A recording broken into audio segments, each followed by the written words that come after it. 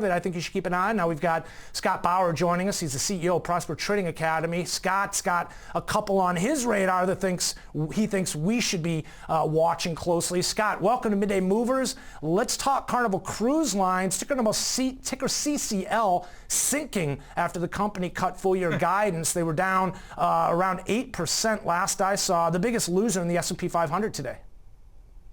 Yeah, and that's what it was. Their numbers, top and bottom line weren't horrendous, but it's that guidance moving forward that, as you said, is really sinking the stock. Now, it did try and make a run down towards those recent lows from not too long ago, down at the 42.5-ish level, and it bounced. It didn't quite get that low, but if you pull up a chart, Ben, I don't know if you can show volume at all, but there was a ton of volume that has been accumulating around the 46 level. You can see a lot of congestion in that area between like June and just a couple weeks ago. Now that we broke down below that is really bearish, especially with this guidance moving forward. And I know that they talked about that the 2019 results for the rest of the year going to be impacted by Hurricane Dorian, Arabia, what's going on with oil prices.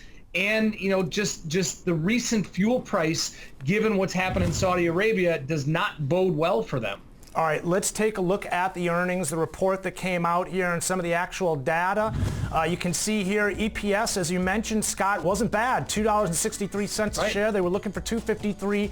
Revenue also beat $6.53 billion, looking for $6.16, and as you can see, well above EPS for last quarter and also topping last year. Now, it's interesting because I'm looking here, while CCL is down on the day by 8%, it looks like RCL, that's Royal Caribbean, I should say, is actually lower today as well, down on the day by 2.33%. I'd imagine it's just kind of across the seas here. They say all ships are lifted by rising tides. I imagine this is kind of the opposite situation here, Scott, where we're just seeing these big names come off in reaction to those results from CCL.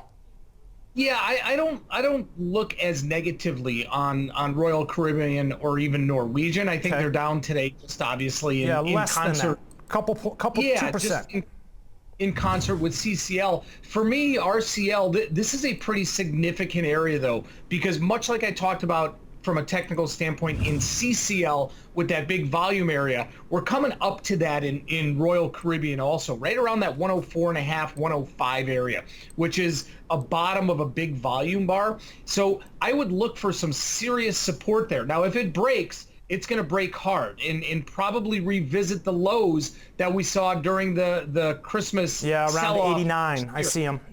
Yeah, so I think it breaks hard. However, I would look to that 104.5, 105 area as a potential bounce here. Okay, we will. I'm actually looking at a few of these cruise lines side by side here. I've got Carnival Cruise Lines, Royal Caribbean, and I've also got NCLH. Talk to us about what's going on with Norwegian. As we look across the board here, Scott, I'm seeing Carnival really has been taking the biggest hit all year. They're hanging out near their yearly low prints.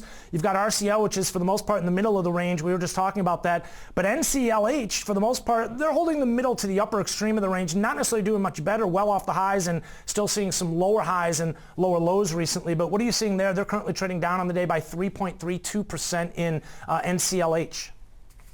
Exactly. Middle of the range here. Again, in another big volume area, which just tells you that these ocean liners, RCL, CCL, and Norwegian, they've all been trading kind of sideways over the last couple months. That builds up this big volume. So, trading down to the 50-day moving average here around 50.5 or so. I'm not as gung-ho, would you say, on NCLH as I am with RCL. I think it can really go either way from here, so I'd probably stay away from that one. RCL, though, again, going back to those charts there, I really like an area of that 104.5, 105 area to possibly get in. Okay, we'll see if investor ships will come in at that level there. Let's move on, though, Scott, because we've got Micron.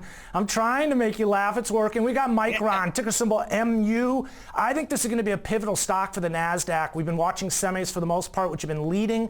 NASDAQ's been struggling a little bit recently, though. We've seen it come off. It's been struggling around 7,900 the last week or so, 7,800, 77 even. Recently, NASDAQ today as low as, it looks like down to 77.34. Scott, what are you looking for this afternoon from Micron, ticker symbol MU, currently trading down the day by 2% ahead of earnings?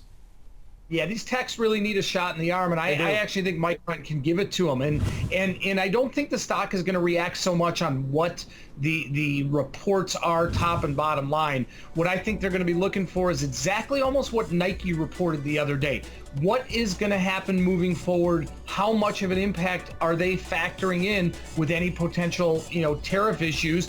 The longer, obviously, the tariff issues go on, the worse off it is. But if they've been able to avoid some of the cutbacks from that, I think you're going to get a positive report. I think you actually may get decent guidance, and that's obviously going to be the key here. And if we do, Ben, the market is right now pricing in about a 7 to 8% move, about $3.50 or so either way.